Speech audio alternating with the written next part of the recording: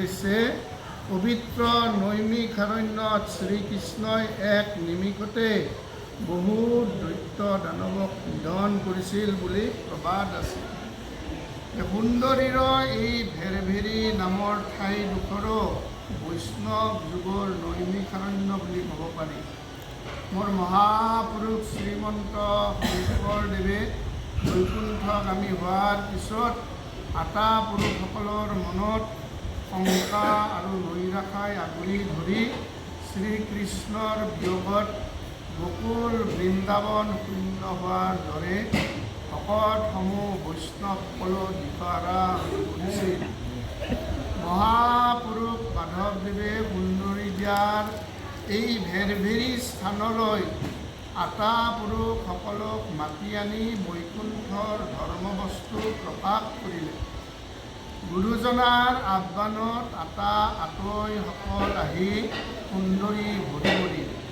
স্থানীয় ৰাইজ লগ লাগি ভেৰভেৰীৰ অটব্য হাবি বন কাটি চাচি চুৰুকি লৈ গুৰু ভেটি স্থাপন কৰি তাত ধৰ্মৰ চাৰিকুটি মাৰি সুন্দৰ কৰি তুলিলে।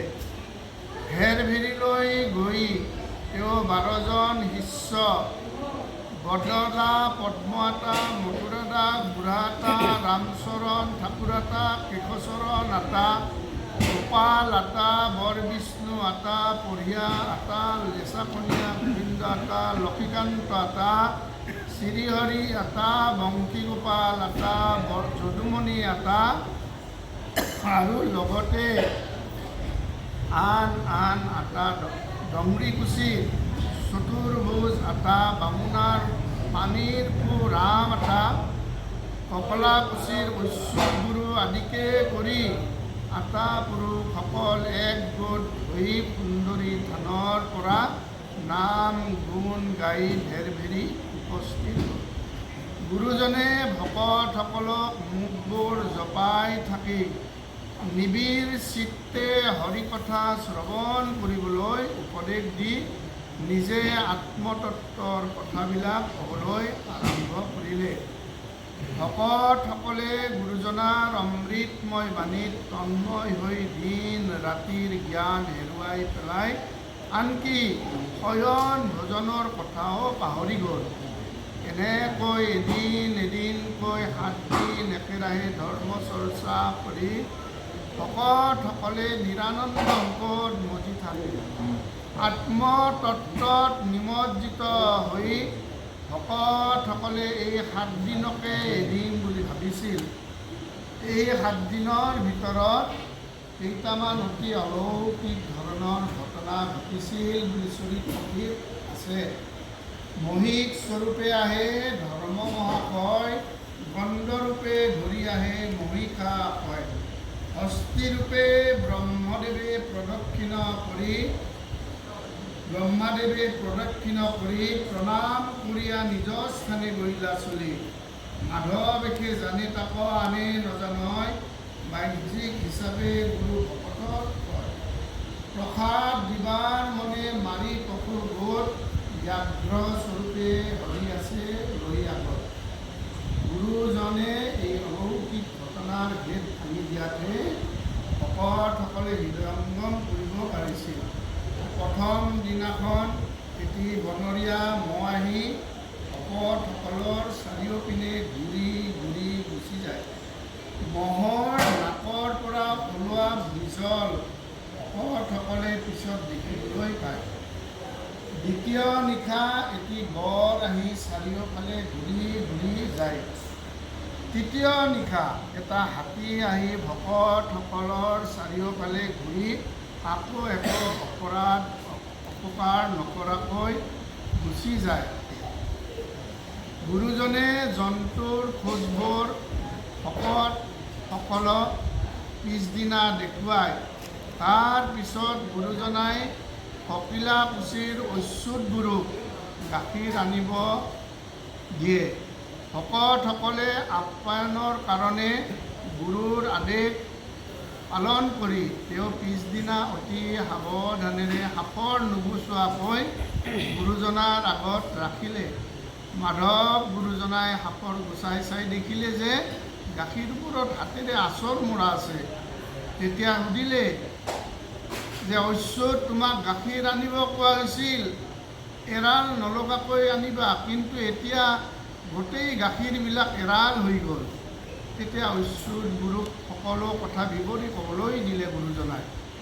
অচ্যুত গুৰুৱে ক'লে, এই বাপ কৃপাল গুৰু, ঘৰৰ পৰা অতি সাৱধানেৰে অনা হৈছিল, কিন্তু বাটৰ কাষতে থকা বননিৰে ভৰা কেঁকুৰিটো পাৰ হ'ব ধৰোঁতে এজন বালক আহি গাখীৰ খাব খুজিলে, কিন্তু গাখীৰখিনি এক বিশেষ উদ্দেশ্যেৰে অনাৰ বাবে গাখীৰখিনি বালকক খাব দিয়া হোৱা নাছিল। তেতিয়া গুৰুজনাই অচ্যুত গুৰুক কৈছিল যে, জানিছা অচ্যুত, এই বালক সাধাৰণ বালক নহয়, এই বালকেই হ'ল বালক কৃষ্ণ। পিছদিনা গুৰুজনাই বামুণাৰ পানীৰ পো ৰামআটাক ভকতসকলৰ মাজত বিতৰণ কৰাৰ বাবে কল আনিবলৈ আদেশ দিলে। গুৰুজনাৰ কথা শুনি ৰামআটয়ে ক'লে যে, বাপ, আমি ঘৰলৈ যাব পাৰিম, কিন্তু কল হ'লে পোৱা আশা নাই, কিয়নো ভকতক দিম বুলি 2-3 দিনমানৰ আগতে পকা কল বিচাৰি আছিলোঁ, কিন্তু নাপালোঁ। ৰামআটই বামুণালৈ আহি ঘৰৰ কলবাৰী চাই চলাত ফুৰিলে, আৰু আহি তেওঁ ক'তো কল বিচাৰি নাপালে। গুৰুজনাক আহি সকলো কথা ক'লে। ৰামআটৈক এইবাৰ গুৰুৰ গোহালিৰ কাষত থকা কলজোপাত চাবলৈ ক'লে। ৰামআটয়ে পুনৰ গৈ গুৰুজনাই কোৱামতে গোহালিৰ পিছপিনে এথোক কলগছৰ শুকান পাতে আৱৰি আছে, আৰু ৰামআটয়ে সেই কলথকি শুদ্ধ চিত্তে লৈ মাটিত নপৰাকৈ নলগাকৈ আনি গুৰুজনাৰ আগত ৰাখিলে। কলথক দেখি গুৰুজনে আনন্দিতে হৰিবল্লভ আটৈৰ আগত পদ মাতিলে যে, হৰি হৰে বৰদোলা ধৰ্মে ধৰে ছাতি, তাৰ ওপৰত চৰি যায় কালপুৰুষৰ নাতি। ষষ্ঠ দিনা বাঘে পহু এটা খেদি আনি কিছু দূৰত মাৰি থৈ যায়। গুৰুজনাই সেই পহুটো আনি ভকতক আনি ভগাই লোৱাৰ উপদেশ দিয়ে, আৰু ছালখিনি গুৰুজনাক দি দিয়ে। সপ্তম দিনা গুৰুজনে ভেৰভেৰি নাম প্ৰসংগৰ আয়োজন কৰিলে। সেইদিনা একাদশী তিথি আছিল। নাম প্ৰসংগৰ অন্তত ফলবিলাক বিতৰণ কৰি দিছিল, আৰু পুনৰ কৃষ্ণ কথা শ্ৰৱণ কীৰ্তনত মগ্ন হৈ পৰিছিল। এইদৰে নাম প্ৰসংগত মজি থাকোঁতে ৰাতি এক ভয়ংকৰ শব্দ শুনা গৈছিল, আৰু সেই শব্দৰ লগে লগে বিজুলী, ঢেৰেকনি আৰু প্ৰচণ্ড মেঘৰ গাৰ্জনিৰে মহাপ্ৰলয়ৰ সূচনা হৈছিল। কিন্তু ভগৱানৰ নাম কীৰ্তনত একান্তভাৱে নিমজ্জিত হৈ থকা ভকতসকলে ইয়াৰ কথা গমকে নাপালে। ৰাতিপুৱাই গুৰুজনাই ভকতসকলক ক'ত কি হৈছে চাবলৈ কোৱাত তেওঁলোকে ৰাতি কল খাই বাকলি পেলাইছিল। ঠিক সেই ঠাইতে এটা প্ৰকাণ্ড বিলৰ সৃষ্টি হৈছিল, আৰু কলৰ বাকলিবোৰ কলপাতৰ সৈতে পানীৰ পাকত ঘূৰি থকা দেখা পাইছিল। হঠাৎ এনেকুৱা দৃশ্য দেখি ভকতসকলে গুৰুজনাৰ কাষ চাপি আহি সুধিলে যে, গুৰুজনাই ভকতবৃন্দক উদ্দেশ্যেও ক'লে যে, বাপসকল, শ্ৰীমন্ত শংকৰদেৱৰ দিনত পুণ্যধাম বৰদোৱা থানত এদিন মধ্যনিশা তেৰাই বৈকুণ্ঠৰ পৰা পবিত্ৰ আকাশী গংগা নমাই আনিছিল। আমাৰ দিনতো ভগৱন্তৰ কৃপাত অলয়া গংগাৰ উৎপত্তি হ'ল। এই স্থানৰ জল সমানে পবিত্ৰ হ'ব, ইয়াকে কৈ গুৰুজনাই অলয়া গংগাৰ পানীৰে হাত মুখ ধুই 3 চলু পানী মূৰত ল'লে। এতিয়াৰ পৰা কলয়া বিল বা কলয়া গংগা পানী পবিত্ৰ স্থান হৈ পৰি আটা পুৰুষসকলে কলয়া সুখত 7 দিন 7 ৰাতি নিমজ্জিত হৈ থকা কথাটি তেওঁলোকে গমকেই পোৱা নাছিল। ঠাকুৰ আটা অৰ্থাৎ নাৰায়ণ দাস ঠাকুৰ আটা আৰু ৰমানন্দৰ মাতৃ বাৰবাহী আই তৰ্কাতৰ্কিৰ পৰাই জানিব পাৰি এই কথা। যেতিয়া নাৰায়ণ দাস ঠাকুৰ আটাই কৃষ্ণ কথা শ্ৰৱণ কীৰ্তন কৰি ভেৰভেৰীত গুৰুজনাৰ পৰা আৰু ভকতসকলৰ পৰাও বিদায় লৈ জনিয়াত উপস্থিত হৈ ঘৰৰ নঙলামুখ পাইছে। এনেতে ৰমানন্দৰ মাতৃয়ে ইমান দিনে ক'ত আছিল আৰু কেনেকৈ দিন কটালে। কাৰণ ৰমানন্দৰ মাতৃয়ে প্ৰতিদিনে 7 দিন নঙলামুখলৈ আহি ফিৰি পুনৰ ঘৰত যায়। তেতিয়া নাৰায়ণ দাস ঠাকুৰ আটাই পৰমানন্দৰ মাতৃক অতি সহজভাৱে কয়, ক'ত 7 দিন হ'ল, মই কালিহে গৈছিলোঁ। পৰমানন্দৰ মাতৃয়ে প্ৰমাণ দেখুওৱাৰ বাবে প্ৰতিদিনৰ ভাত কেইসাঁজ দেখুৱাই দিলে। তথাপি আটাগৰাকীয়ে বিশ্বাস নকৰাত গুৰুজনাৰ ওচৰত যোৱাত গুৰুজনাই সকলো কথা জনাই দিয়াত মতিয়ন হৈছিল।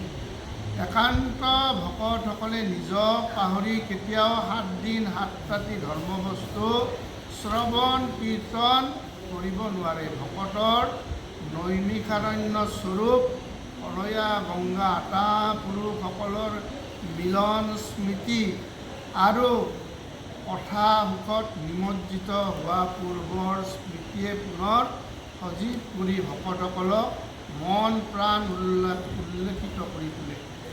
এই কলয়াৰ সুখ ভৱানীপুৰীয়া গোপাল আটাৰ পৰা জানিবলৈ মাধৱ গুৰুজনাই বদলা পদ্ম আটাক উপদেশ দি থৈ গৈছিল যে কলয়া গংগাৰ পৰমাৰ্থিক তত্ত্ব তুমি গোপাল আটাৰ পৰা ল'বা।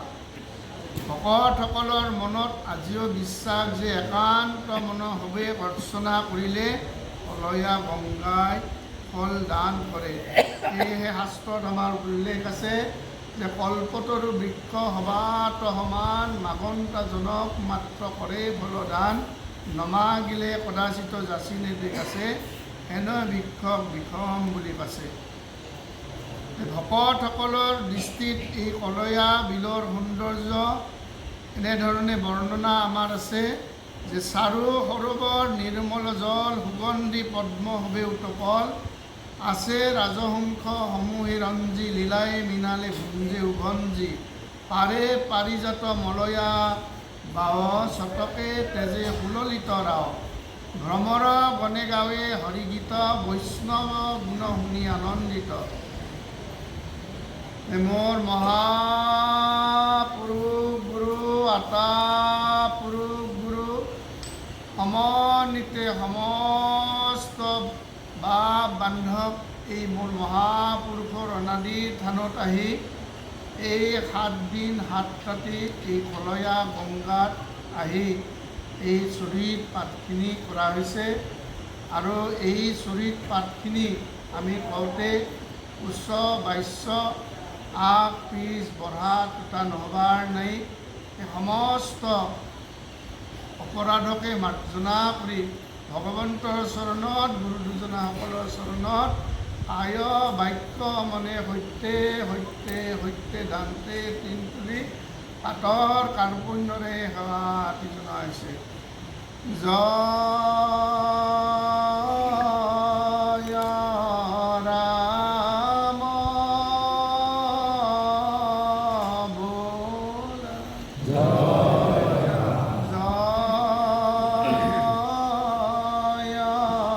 নাৰায়ণ বোল জয় কৃষ্ণ